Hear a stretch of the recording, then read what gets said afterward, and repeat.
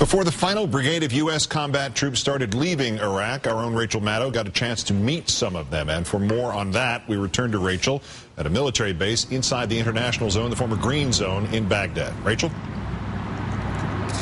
Thanks, Keith. The 4-2 Stryker Brigade is based in Fort Lewis, Washington, and tonight they were the last group of U.S. combat troops out of Iraq. They have driven into Kuwait, the last combat troops out, thus signifying the end of Operation Iraqi Freedom, the formal handover, as we've been hearing from politicos, of course, all night. The formal handover happens at the end of this month, but they are the last combat brigade out. I actually had the chance to meet with the command sergeant major of the very last battalion at the end of the very last convoy just before they did their final checks and their final packing up here in Baghdad. So you want to know who's going to be the last troops out, the last combat troops out of Iraq?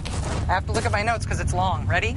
It's the 1st Battalion of the 38th Infantry Regiment of the 4th Stryker Brigade of the 2nd Infantry Division. Now, a brigade is about 4,000 troops, but the battalion that we're talking about, the last battalion out, that's about 650 men.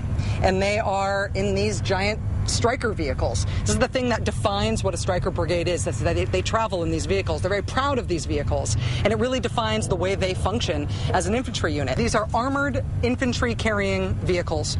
They're incredibly fast for the amount of both people and gear that they can carry, and for the amount of armor protection that they have. They can go 80, 90 miles an hour. But they're also relatively quiet. They're not a tracked vehicle. A lot of vehicles this size and with this much armor on them run on like a tank track. These don't. They run on 8 enormous rubber wheels. The thing about them from the outside, if you're standing outside them, you can see is that they're surrounded by this incredible metal grid. This is designed to stop rocket-propelled grenade. They've also got a canopy over the top that makes you not really be able to tell that there's humans inside. They don't look like human-carrying vehicles. But as I say, the soldiers who operate in these Stryker vehicles are very proud of them, and we're going to talk with some of them now. Again, this is going to be the last battalion out, the last combat troops out of Iraq. Joining us now is the Battalion Command Sergeant Major for the 4th Stryker Brigade, Samuel Murphy. Command Sergeant Major, thanks very much for your time. Thank you. The Stryker vehicle, as I understand, is pretty popular among the troops who work with this vehicle. It's pretty well loved among Army vehicles. Is that right?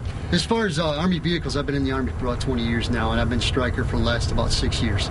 I don't want to be on anything else. This is by far the best unit and the best platform I have ever been on. How long have Strykers been in use in combat? Since 2003. The 3rd Brigade, 2nd Division was the first one. Late 2003. Okay. In terms of the vehicle itself, what is it that's so valuable? What is it that makes you feel like you'd do that in no other vehicle if you had a choice? With the vehicle itself is really quiet, as you described earlier. But not only that, but it brings a lot of soldiers into the fight immediately. Platoon rolls with about 40 men, and you can put them on the ground immediately. Mm-hmm. Whereas the rest of the units that are operating in Iraq or have been operating in Iraq cannot put that much manpower on the ground at one time, like a Stryker brigade can.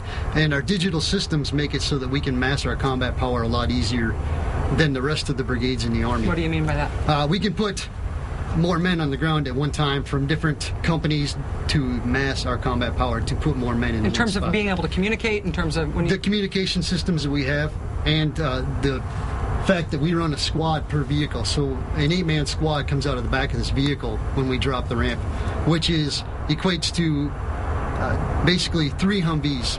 Yeah. We can put as much manpower as 3 Humvees on the ground with just one vehicle. In terms of the defensive capability of this vehicle, obviously one of the most striking things about it when you see it from outside is this metal grid that surrounds it. That's to stop rocket-propelled grenades? It is. Okay. It's a slide armor cage. That's all it's really designed for, is to stop RPGs.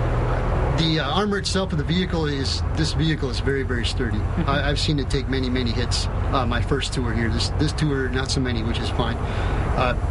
But it's very sustainable. It's very survivable, mm-hmm. and it's very quick.